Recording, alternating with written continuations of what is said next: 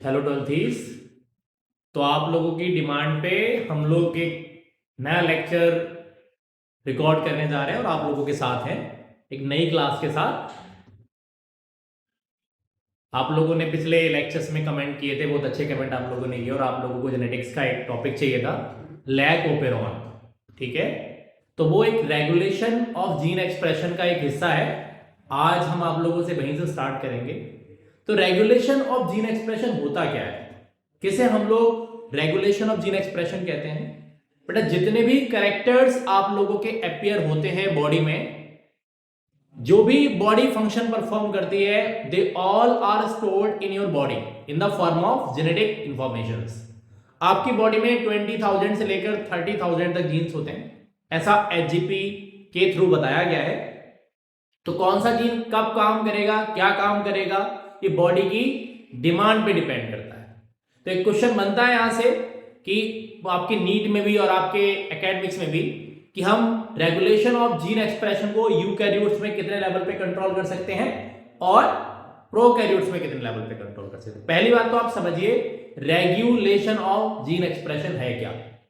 ठीक है, बहुत सिंपल सी बात है। अगर हम बात करें, the entire mechanism of transcription and translation is known as gene expression. Let's come to the point. देखिए, अगर हम आप लोग से डिस्कस करने वाले जा रहे हैं तो देखो जरा किसे रेगुलेशन ऑफ जीन एक्सप्रेशन कहते हैं। तो समझिए, the process in which genes are able to express itself in phenotype of an organism at molecular level is termed as gene expression, and when this process controlled by another substance is known as regulation of gene expression. It refers to a very broad term that may occur at various level. ठीक, आप ऐसे समझिए जैसे आपके घर में, kitchen में, आपके घर में महीने भर का राशन इकट्ठा आ गया। ठीक है, तो आपकी मम्मी, आपकी सिस्टर, जो भी घर में कुकिंग करती हैं, वो ऐसा नहीं करते ना कि पूरे दिन का खाना एक साथ बना के रख दिया गया हो या महीने भर का खाना एक साथ बना के रख दिया गया हो। नहीं ना, पता लगा घर में आज 4 लोग एक्स्ट्रा हैं तो 4 लोग एक्स्ट्रा का खाना बन गया। ठीक है, और कोई नया व्यक्ति आया तो उसके हिसाब से खाना बना लिया गया। तो सेम बॉडी का चक्कर है, एक साथ नहीं करते। बॉडी बिल्कुल भी लेजी नहीं है कि हाँ वो काम नहीं करेगी या हमारे जैसा हो जाएगी, नहीं, बिल्कुल नहीं, बिल्कुल ईमानदारी से काम करती है। तो जब बॉडी की डिमांड पर डिपेंड, जैसा भी बॉडी डिमांड करती है वैसा ही जीन खुद को एक्सप्रेस करता है। All the information are stored in your DNA. Okay, समझ में आई बात? तो देखो, यूकैरियोट्स में 4 लेवल पर जीन एक्सप्रेशन को कंट्रोल किया जा सकता है। समझिए, सबसे पहला होता है ट्रांसक्रिप्शनल लेवल, जब डीएनए से आरएनए बनता है। आप जानते हैं डीएनए जब अपनी इंफॉर्मेशन को आरएनए में कॉपी करता है, उस प्रोसेस को हम लोग ट्रांसक्रिप्शन कहते हैं। प्रोसेसिंग लेवल आप जानते हैं यूकैरियोट्स बेटा होता क्या है, एचएनआरएनए बनता है। ओके, तो एचएनआरएनए में 2 तरह के सेगमेंट्स होते हैं बेटा, एक होते हैं एक्सॉन्स और एक आपके पास होते हैं इंट्रॉन्स। 2 तरह के सेगमेंट्स हो गए। इंट्रॉन्स जो होते हैं वो नॉन फंक्शन पार्ट होता है और एक्सॉन फंक्शन पार्ट होता है। तो हम प्रोसेसिंग के थ्रू किसे रिमूव करते हैं, इंट्रॉन्स को रिमूव करते हैं। सिर्फ कौन बचता है, एक्सॉन बचता है। तो उसे क्या कहते हैं, उसे क्या कहते हैं अपन, रेगुलेशन ऑफ डिस्पेंसिंग। ठीक है, ट्रांसपोर्ट। अब एमआरएनए आपका क्या होता है आपको पता है, यूकैरियोट्स में ट्रांसक्रिप्शन का प्रोसेस न्यूक्लियस के अंदर होता है, तो आरएनए ट्रांसपोर्ट होकर कहां तक आता है, साइटोप्लाज्म तक आता है। तो उस लेवल पर भी आप जीन के एक्सप्रेशन को कंट्रोल कर सकते हैं। ओके, ट्रांसलेशनल लेवल, जब आरएनए क्या बनाएगा, प्रोटीन को बनाएगा, जबकि प्रोकैरियोट्स में सिर्फ एक ही लेवल होता है, कौन सा है, ट्रांसक्रिप्शनल लेवल। वेरी इंपॉर्टेंट, आपको ध्यान देना है। एचएनआरएनए को बेटा हेटेरोजेनस न्यूक्लियर आरएनए कहते हैं, that is different from the mRNA. hnRNA also called primary transcript। एक क्वेश्चन पूछा जाता है कि प्राइमरी ट्रांसक्रिप्ट ऑफ प्रोकैरियोट और यूकैरियोट में डिफरेंस क्या होता है। तो प्रोकैरियोट में जो प्राइमरी ट्रांसक्रिप्ट बनकर आता है वो सीधा mRNA की तरह काम करता है डायरेक्टली, जबकि यूकैरियोट्स के केस में उसे कहां जाना पड़ता है, पहले प्रोसेसिंग लेवल के अंदर जाना पड़ता है। इसे क्वेश्चन और आपका अराइज होता है कि यूकैरियोट्स में 2 एडिशनल कॉम्प्लेक्सिटीज होती हैं at the time of transcription. उन्होंने बताइए, केस स्टडी का क्वेश्चन है, 2 साल पहले बोर्ड्स में पूछा गया है, बहुत बार आता है, तो आप लोगों को पता होना चाहिए। अब देखिए, तो इसी के चलते हमारे पास एक सिस्टम है, इसे कहते हैं ओपेरॉन सिस्टम। ओके, देखिएगा यहां से क्वेश्चन भी आप लोगों का प्रीवियस बोर्ड में पूछा गया है, तो आप लोगों को आना चाहिए। मैं बिल्कुल भी आप लोगों के साथ ऐसा कुछ लेकर नहीं हूं कि जो अब मैं आपसे कह दूं कि हाँ ये आता और नहीं आया, ऐसा बिल्कुल नहीं है। जो पूछा गया वो प्रूफ हम लोग आप लोगों से बात करेंगे। ओके, देखिए ये क्वेश्चन बहुत बार नीट में आ चुका है, एकेडमिक्स में पूछा जा चुका है कि ओपेरॉन को सबसे पहले किसने देखा था? Who discovered the Jacob and Monod नाम के दो साइंटिस्ट ने सबसे पहले से देखा था।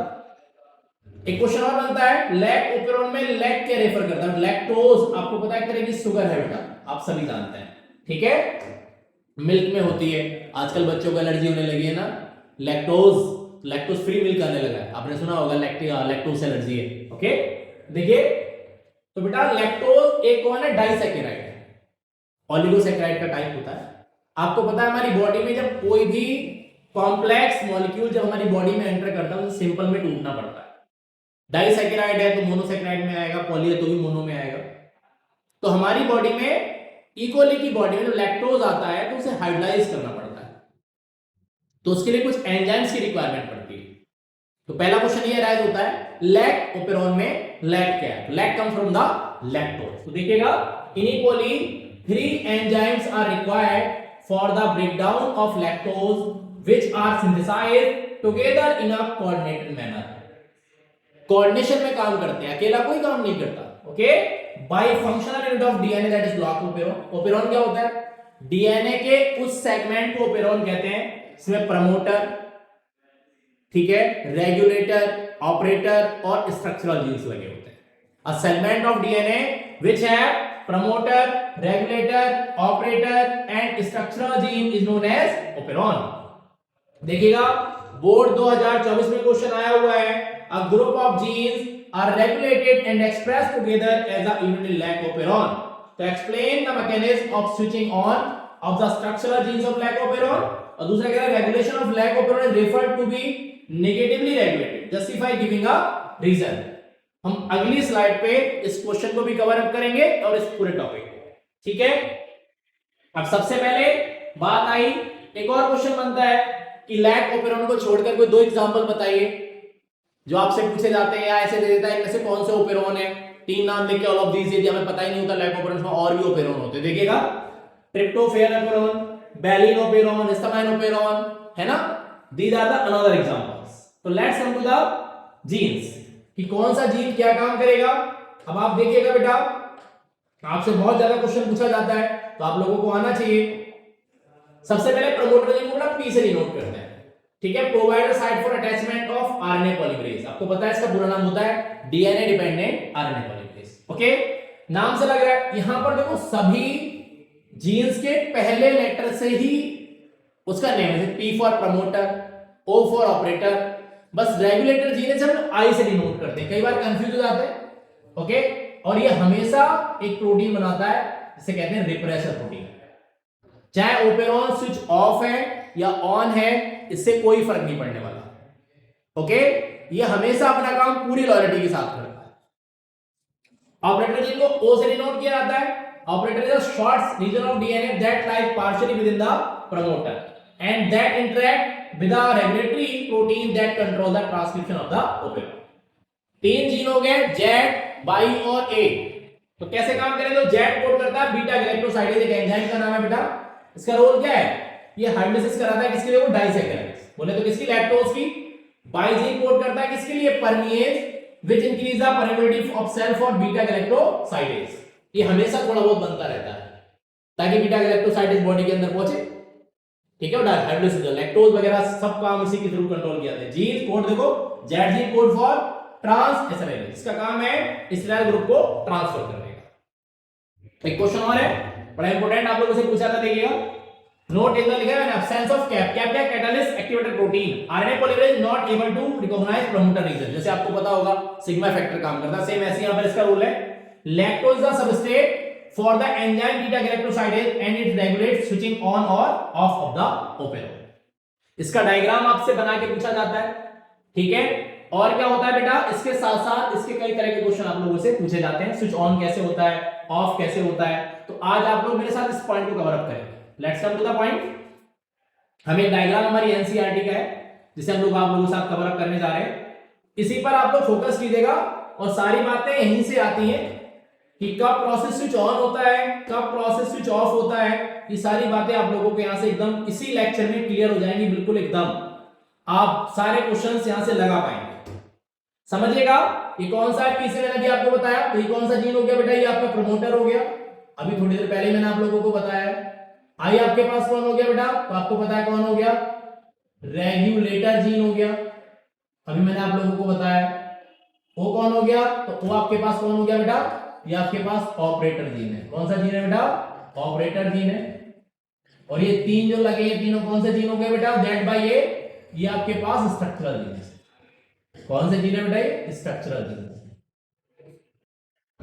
अब समझिएगा, नॉर्मली आई जीन क्या बनाता है, रिप्रेसर एमआरएनए को बनाता है, और ये बनाता है रिप्रेशर प्रोटीन को।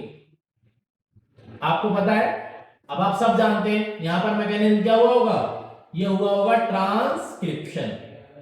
ओके, आपको पता है डीएनए से आरएनए जब बनता है तो मैकेनिज्म क्या कहलाता है, ट्रांसक्रिप्शन कहलाता है। और यहां कौन हुआ होगा, यहां हुआ होगा ट्रांसलेशन। आप सब इस बात से बहुत अच्छे से नोन है।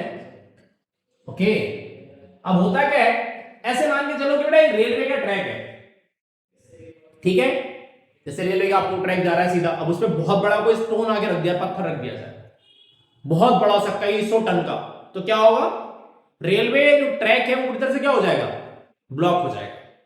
सेम आप समझिए डीएनए के जो दो सेगमेंट है, तो जब इंड्यूसर नहीं होता, मतलब जब बॉडी में डिमांड नहीं होती, तो क्या होता है, रिप्रेशर ऑपरेटर के साथ बाइंड कर जाता है, यहां पर समझिए, और एक केमिकल बनता है, यहां पर से हम लोग कहते हैं रिप्रेशर ऑपरेटर कॉम्प्लेक्स।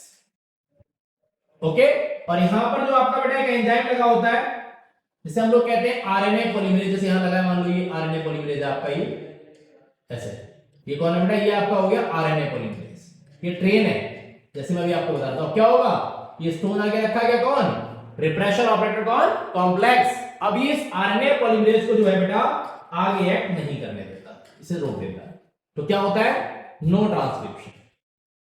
नो क्या बेटा, नो ट्रांसक्रिप्शन, मतलब अब डीएनए से क्या नहीं बनता, आरएनए नहीं बनता। अब आरएनए नहीं बनेगा तो प्रोटीन भी नहीं बनेगा, ठीक है, इसीलिए प्रोसेस कैसी हो गई, ये स्विच ऑफ।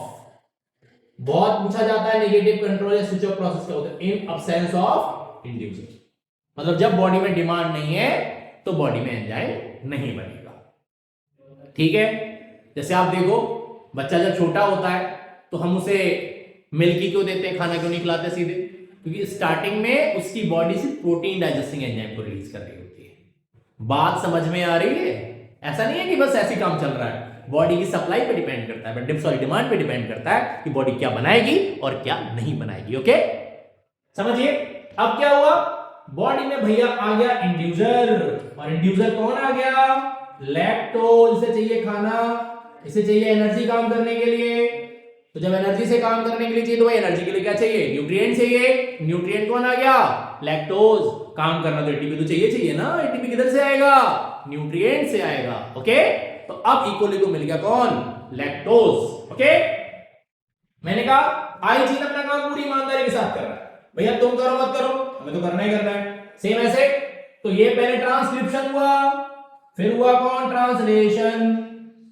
अब क्या हुआ, बीच में बैठे हैं पुष्पा भाव, है ना, कौन, इंड्यूसर साहब, है ना, शेखावत साहब, पुष्पा साहब को रोकने के लिए, है ना।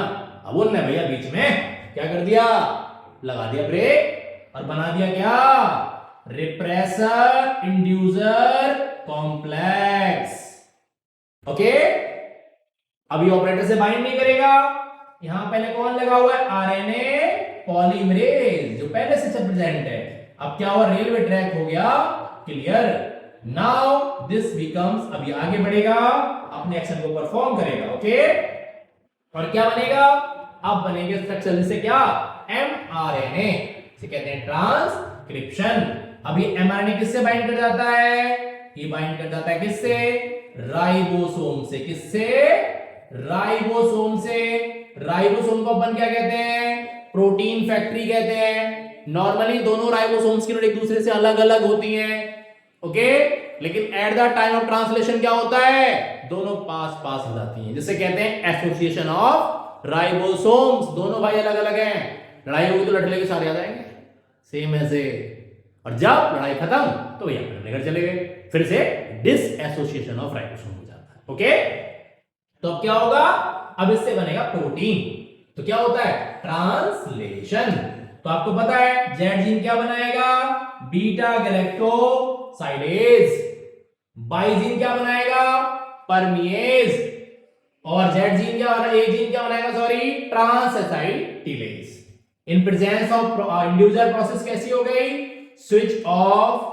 अब जब तक क्या नहीं पूछ रहे था कब तक ऐसा रहेगा, जब तक इसकी बॉडी में लैक्टोज रहेगा, जब तक शेखावत साथ बैठे हैं तब तक अब चोरी नहीं होगी, कोई रेलवे ट्रैक पर स्टोन नहीं रख पाएगा। बात समझ में आई, क्लियर हो गया पॉइंट।